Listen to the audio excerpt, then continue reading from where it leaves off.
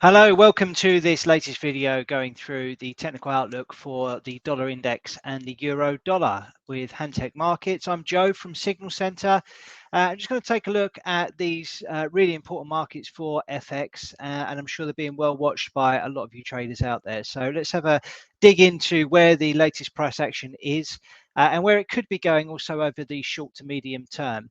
When you look at anything linked to the US dollar, for me, it's always important to start with the dollar index to give you an indication of how that's going to move major currencies that are linked with the US dollar. And what we have in front of us here is a weekly chart of the dollar index. Now, this really is on a tear at the minute. It's moving higher without really any slowing down whatsoever. So we are seeing lots of money pile into the dollar index. And what that often means is it's a sign that money is shifting into cash or into safer havens because people are generally worried about the outlook for global financial markets. So the dollar has been a direct beneficiary of that concern. And it continues to move to the upside. So we've got a weekly chart on the screen here. And we've segmented the years, as you can see, with these dashed vertical lines. Now, the dollar index was facing some pretty stiff resistance around 102.99, but eventually it got through that pretty convincingly in the end. Overall, the trend remains very strong, and that started really in the middle of 2021, and since then really hasn't looked back. We've seen a couple of weaker weeks of price action, but they've been supported pretty quickly with buyer interest. So over the last week, if we go to that candle there, so that was last week's price action, really strong green candle making new highs. Actually, the highest price we've seen the dollar index at since 2002. So when looking for upside levels to potentially target, what we've got highlighted on the chart here is this blue level, which is a 78.6% Fibonacci retracement level, and that comes in at 110.25. So for me, looking back at the left hand side of this chart, and we do have to scroll some way back, as I mentioned, 2002 was the last time we saw a price in and around that region. That's what we've referenced here. So the highs that we posted in 2001 down to the lows that we posted just in front of the financial crisis in 2008.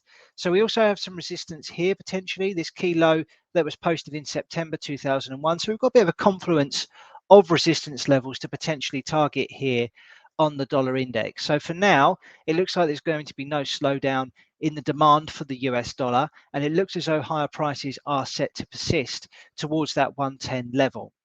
Now, if we take a look at euro US dollar, what you see is the complete reverse of the dollar index chart. If we flip that on the other way around, you'll see a very similar chart to euro US dollar.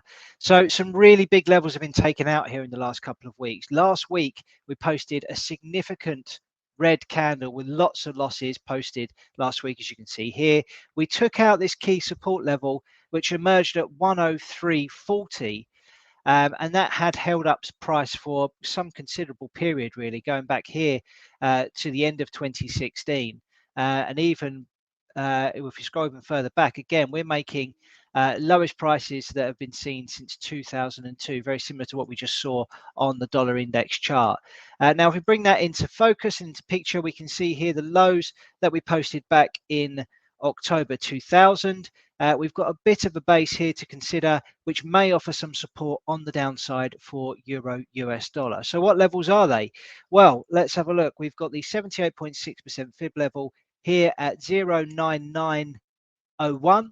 And below that, we've got this support level that we've highlighted at 95.95. So some pretty depressing reading, really, for euro US dollar.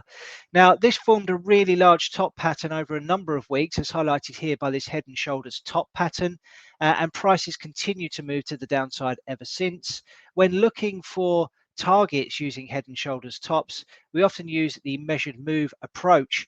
That actually came in at 110.49. Didn't really offer any sort of support. We then saw the 161.8% extension of that, again not really do a job.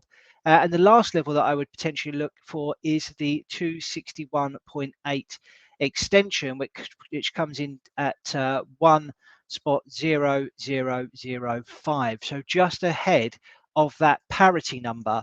Now, parity, I think, is going to be well watched. So parity is when the currency, the US dollar and the euro, are equal, so at $1. So for every €1 you've got, you'll get $1 in return for that.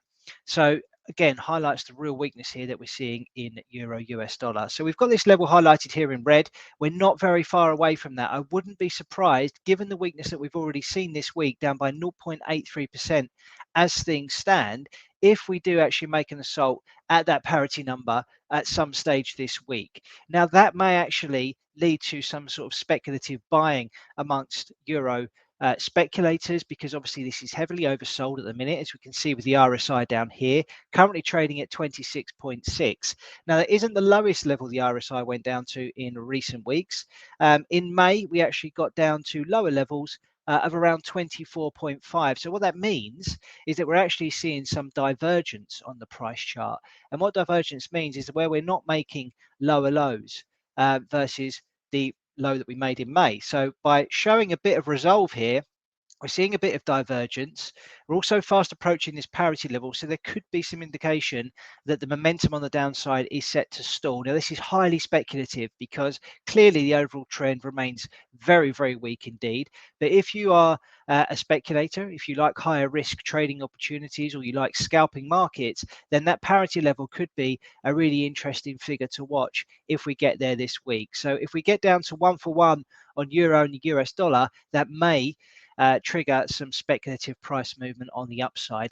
Any correction to the upside is likely to be limited, and I would expect this resistance level here, which was the previous support at 103.40, 103.50, to potentially cap any upside advances. So the outlook overall still looks pretty weak on the euro versus the dollar. Obviously, the dollar overall looks exceptionally strong, but we are approaching a very critical level here, which may attract some speculative interest.